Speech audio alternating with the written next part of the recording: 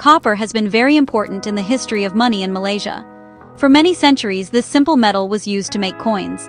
These coins were used by everyone, from powerful sultans to ordinary traders. Copper was a good choice for coins because it was strong and did not rust easily.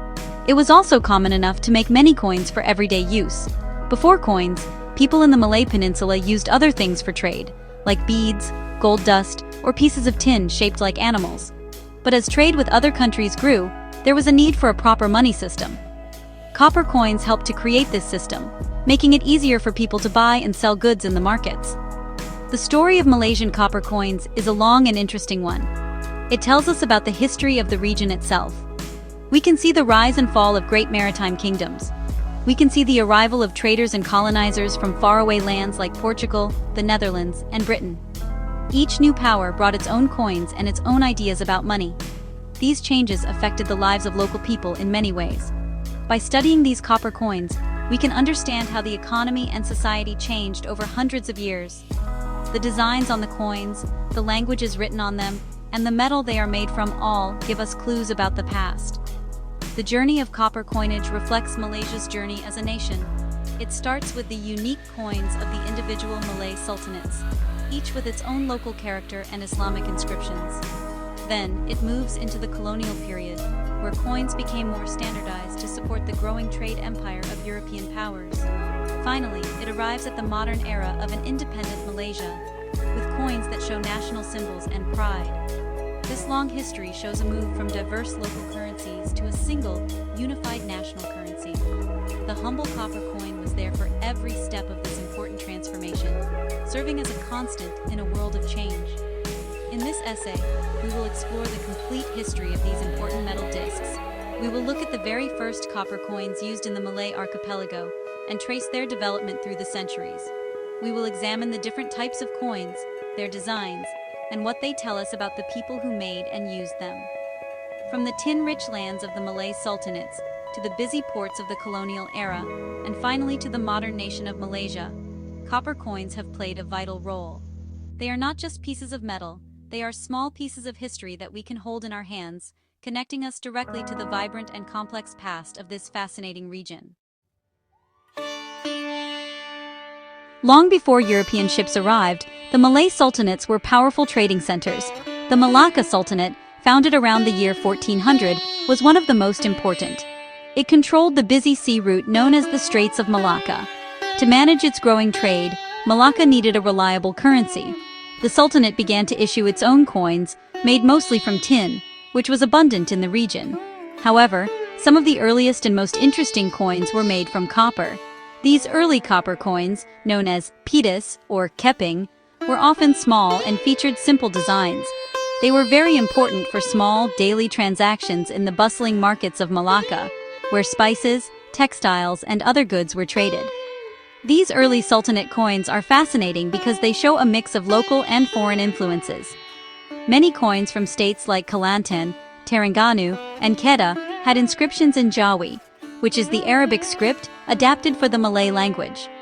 These inscriptions often included the name of the ruling sultan and religious phrases, showing the importance of Islam in the region. The designs were not always perfectly round. Some were square, hexagonal, or even shaped like flowers. For example, Kelantan was famous for its tin pities coins, with a hole in the middle, sometimes called pohan pitis, or money tree coins. While tin was more common, imported Chinese copper cash coins were also widely used and inspired local rulers to make their own copper versions. The designs on these Sultanate copper coins were often simple yet meaningful. A common design was a floral pattern or a geometric shape. Sometimes the name of the state, like Negeri Terengganu, was written on the coin. These coins were not just for local use. Because the Malay Peninsula was a hub for international trade, these coins traveled far and wide. They have been found in neighboring countries, showing how connected the region's economy was. The value of these coins was based on the metal they contained and the authority of the sultan who issued them. People trusted them because they were guaranteed by the ruler, making trade smoother and more organized than simple bartering. The production of these coins was a significant step for the sultanates. It showed that they were sophisticated and well-governed states. Having their own currency gave them political power and economic independence. For example, the Johor Sultanate which rose to power after the fall of Malacca, also issued its own copper and gold coins. One famous Johor copper coin is the keping, which often featured the date in the Islamic calendar and the title of the Sultan. These coins tell a story of powerful maritime kingdoms that were masters of trade and diplomacy. They represent a time when the Malay world was at the center of a global network, long before the colonial powers arrived. In 1511, a major change happened in the Malay Peninsula. The Portuguese, led by Afonso de Albuquerque, conquered the powerful Malacca Sultanate. This marked the beginning of European colonial influence in the region. The Portuguese wanted to control the valuable spice trade, and to do that, they needed to control the money system. They started to issue their own coins in Malacca to replace the Sultanate's currency. These new coins were made of different metals, including gold, silver, and copper. The copper coins were called dinero, or soldo, and were essential for everyday purchases in the busy port city. They were a clear sign to everyone that a new power was now in charge. The Portuguese coins were very different from the local Sultanate coins. Instead of Jawi script and Islamic phrases, they featured Christian symbols and Portuguese writing. A common design on the copper coins was the armillary sphere, which was a personal emblem of the Portuguese king, Manuel I.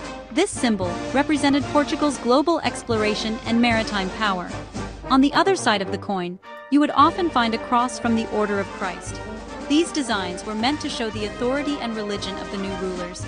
The coins were minted in Malacca itself, using copper that was likely imported, showing the global reach of Portugal's empire. After more than a century, another European power arrived. In 1641, the Dutch East India Company, known as the VOC, captured Malacca from the Portuguese. The Dutch also wanted to dominate the trade in the region, and they brought their own currency. The VOC issued its own copper coins, called duits, to be used in all its territories, including Malacca. These coins were very important for the Dutch to pay their soldiers and manage their trade operations. The VOC duit became one of the most common coins in the Malay archipelago for nearly 200 years. People used them for buying food, paying for services, and in all sorts of daily transactions. The VOC duits were very standardized. They were minted in the Netherlands and then shipped to Asia. On one side, they had the VOC monogram, a large V with an O and C intertwined. Above the monogram was a small mark indicating the province in the Netherlands where the coin was made, such as a rooster for Utrecht or a lion for Holland. The other side of the coin showed the coat of arms of that province and the date it was minted. These coins were strong and reliable, and people trusted them. The widespread use of the Dutch duit helped to create a more unified monetary system across the islands, paving the way for the next colonial power, the British. The British influence in the Malay Peninsula grew stronger in the late 18th and early 19th centuries. They established trading posts in Penang in 1786, Singapore in 1819, and Malacca in 1824. In 1826, these three territories were combined to form the Straits Settlements. At first, the money situation was very confusing. Many different types of coins were being used at the same time, including Spanish silver dollars, Indian rupees, Dutch duits, and old Sultanate coins. This made trade very difficult. To solve this problem, the British decided to create a single standard currency for the Straits Settlements. This led to the introduction of the first official British-issued copper coins for the region. The first coins issued specifically for the Straits Settlements appeared in 1845. These were copper coins in denominations of 1 cent, half cent, and quarter cent. They were minted by the British East India Company. This was a very important step because it was the first time a decimal currency system, based on 100 cents to a dollar, was officially introduced to the area. This system was much simpler than the complicated mix of currencies used before. The coins were designed to be easily recognized and accepted by the public. The introduction of these standardized coins helped to boost trade and make the economy of the Straits Settlements more efficient and modern. The designs of these new copper coins were clearly British. The obverse, or front side, featured a portrait of the British monarch. The first coins from 1845 showed a portrait of the young Queen Victoria. The reverse side, or back, showed the value of the coin written in English, such as 1 cent, surrounded by a wreath. The words Straits Settlements and the date were also included. This design sent a clear message of British authority and control. The coins were minted with high quality at the Calcutta Mint in India, ensuring that they were all of a consistent weight and size, which helped people to trust them. As the 19th century went on, the design of the Straits Settlements coins continued to evolve. When the Straits Settlements became a crown colony in 1867, control of the currency was transferred from the East India Company directly to the British government. New coins were issued with updated portraits of Queen Victoria as she got older. Later, coins were issued with the portraits of King Edward VII, King George V, and King George VI. The metal used for the cent also changed. While the first coins were copper, later 1-cent coins were made of bronze, which is an alloy of copper and tin. This change was made to create more durable coins that would last longer in circulation. Let's look more closely at some of the most important copper coins from the colonial era. The 1845 Straits Settlements 1-cent coin is a great place to start. This was the first coin of its kind.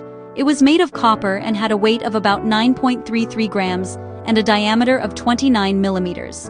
On the front, it featured the portrait of a young Queen Victoria, facing left. The inscription, "Victoria Queen," was written around her. The back of the coin was simple but clear. It had the words East India Company at the top, and the date 1845 at the bottom. In the center, surrounded by a leafy wreath, was the value 1 cent. This coin established the foundation for the region's modern currency. Another significant coin is the Straits Settlements 1-cent coin from 1872. After the Straits Settlements became a crown colony, new coins were needed. This coin was smaller and lighter than the 1845 version, weighing about 9.3 grams but with a smaller diameter of 27 millimeters. The front of the coin featured a different, more mature portrait of Queen Victoria wearing a coronet. The inscription was changed to Victoria Empress. The reverse design was also updated. The value 1 cent and the year 1872 were now placed in the center, with the words Straits Settlements written around the top. This coin was made of copper and was minted for many years, becoming a familiar sight in daily commerce. Moving into the 20th century, we see the square 1-cent coin of King George V. This coin is very unique because of its shape. It was introduced in 1920 and was made of bronze, not pure copper. The coin had rounded corners to make it more comfortable to handle.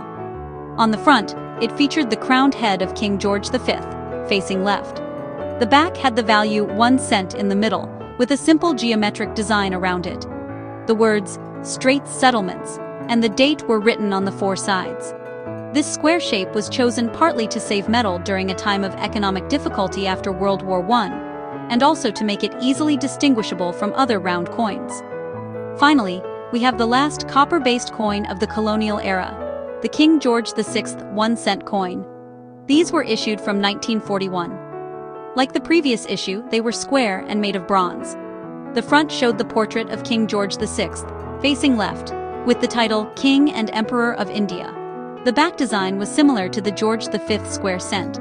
However, production of these coins was interrupted by World War II. During the Japanese occupation of Malaya from 1941 to 1945, the Japanese issued their own currency. After the war, the British returned and reissued the George VI cents in 1945. These coins mark the end of an era, just before Malaya began its journey toward independence. After World War II, the desire for independence grew stronger in Malaya. The British government created the Federation of Malaya in 1948. A new body, the Board of Commissioners of Currency for Malaya and British Borneo, was formed in 1952. This board was responsible for issuing currency for the Federation of Malaya, Singapore, Sarawak, North Borneo, and Brunei. Although Malaya gained independence, or Merdeka, in 1957, it continued to use these unified coins for a few more years. The first truly Malayan coins under this board were issued starting in 1953. These coins were different from the old Straits Settlements coins because they no longer featured the portrait of the British monarch. The new coins were designed to represent the region itself, rather than a colonial power. The 1-cent coin issued by this board is a key example. It was first minted in 1953 and was made of bronze, a copper alloy. It was round, breaking from the square shape of the last colonial cents. The front of the coin was simple and elegant. It featured the value 1 cent in the center, with the year of minting below it. The words Malaya and British Borneo were written around the edge. This name showed that the coin was meant to be used across several territories, creating a shared economic zone. The back of the coin was designed by a British artist named Percy Metcalfe. It featured a simple yet powerful design. In the center were two crossed daggers, known as karis. The karis is a very important cultural symbol in the Malay world, representing courage, power, and authority. This design was a clear statement of local identity. It replaced the portrait of the British king or queen, showing a shift in power and focus towards the local culture and people. These coins were used every day by people across the peninsula and Borneo for buying small items, marking a transitional period between colonial rule and full monetary independence. These Malaya and British Borneo coins were minted until 1962. The final 1-cent coin of this series was a round bronze coin issued in that year. It weighed 4.2 grams and had a diameter of 21 millimeters. Its design was the same as the earlier issues, with the crossed karis on one side and the value on the other. Even after Malaysia was formed in 1963, these coins remained in circulation for several years until the new Malaysian currency was introduced. These coins represent a very important chapter in the nation's history, symbolizing the final goodbye to colonial currency and the first steps towards creating a truly national monetary system. In 1967, a major milestone was reached in Malaysian numismatic history. Bank Negara Malaysia, the country's central bank, issued its first series of coins. This marked the end of the common currency agreement with Singapore and Brunei, and the beginning of a truly independent Malaysian currency. This first series included a 1-cent coin, which replaced the old 1-cent coin. The new coin was made of copper, continuing the long tradition of using this metal for the lowest denomination coin. It was slightly smaller than its predecessor, with a diameter of 17.78 millimeters. This series of coins was designed by a Malaysian artist, Jeffrey Tan, and was intended to reflect the new nation's identity. The design of the first series of Malaysian coins was very symbolic. The obverse, or front, of every coin in the series featured the then-new Malaysian Parliament building in Kuala Lumpur. This building was a powerful symbol of the country's democracy and independence.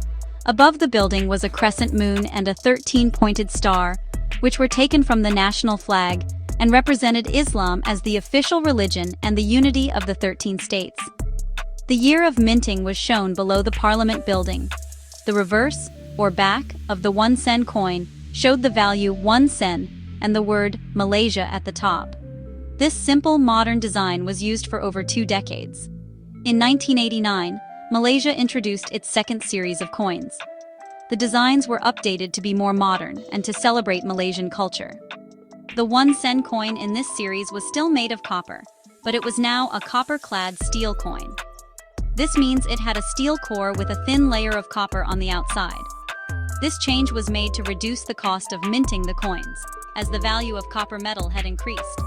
The obverse design was changed to feature a rebana ubi, a giant traditional drum from the state of Kelantan. This was part of the theme for the second series, which was to feature items from Malaysian culture and heritage.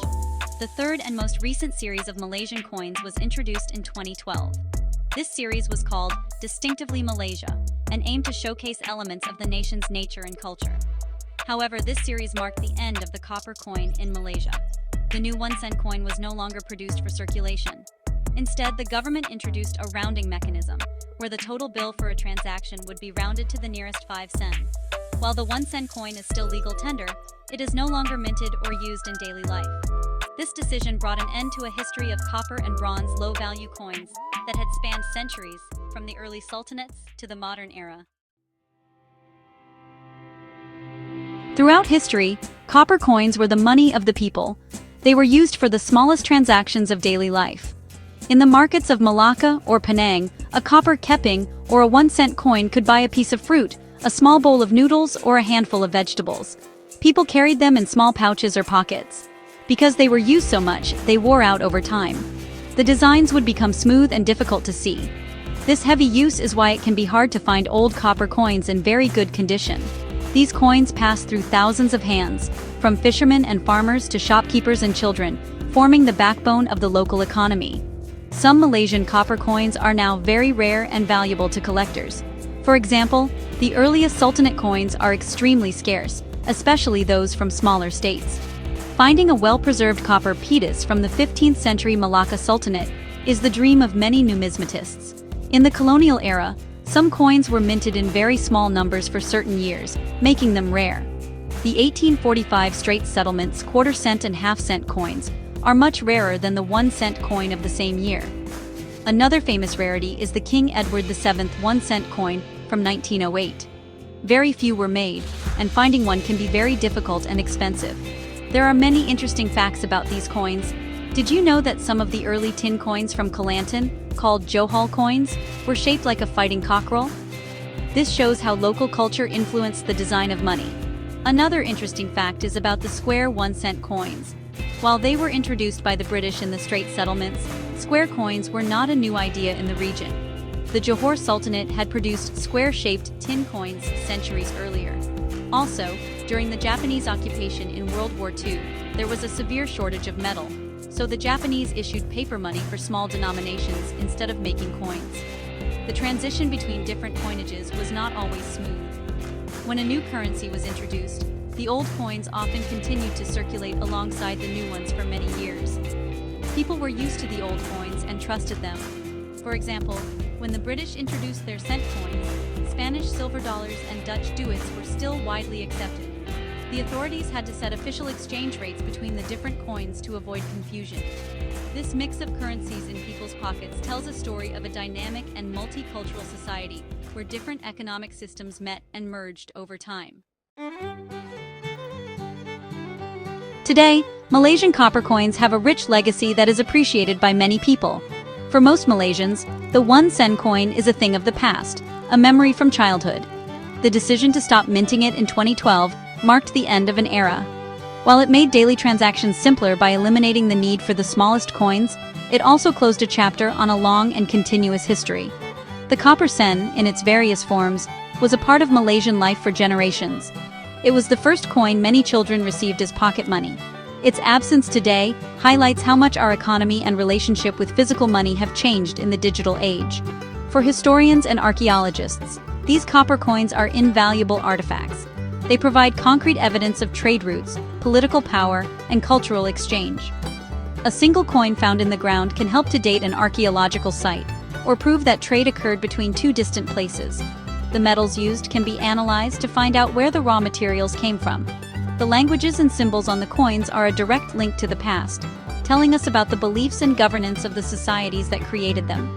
They are small but powerful pieces of a historical puzzle, helping us to build a more complete picture of Malaysia's past. Internationally, Malaysian copper coins are very popular among numismatists, who are people that study and collect coins. The coins of the Malay Sultanates are especially sought after because of their unique shapes and historical importance. The colonial-era coins, from the Portuguese, Dutch, and British periods, are also highly collectible. They are part of the larger story of global empires and colonialism. Collectors enjoy the challenge of trying to find coins from every year, or collecting the different portraits of the monarchs on the Straits Settlements coins. This global interest has created a strong market for rare and high-quality Malaysian coins. The legacy of the Malaysian copper coin is therefore a dual one. On one hand, it is a symbol of a bygone era in the daily life of the nation. On the other hand, it has a vibrant second life as a collector's item and a historical document. Coin clubs, online forums, and auction houses are filled with people passionate about these small pieces of copper and bronze. They are preserving the stories these coins tell for future generations. From the humble piece of a powerful sultanate to the modern 1 sen piece, the copper coins of Malaysia offer a unique and tangible connection to the nation's long, diverse, and fascinating history.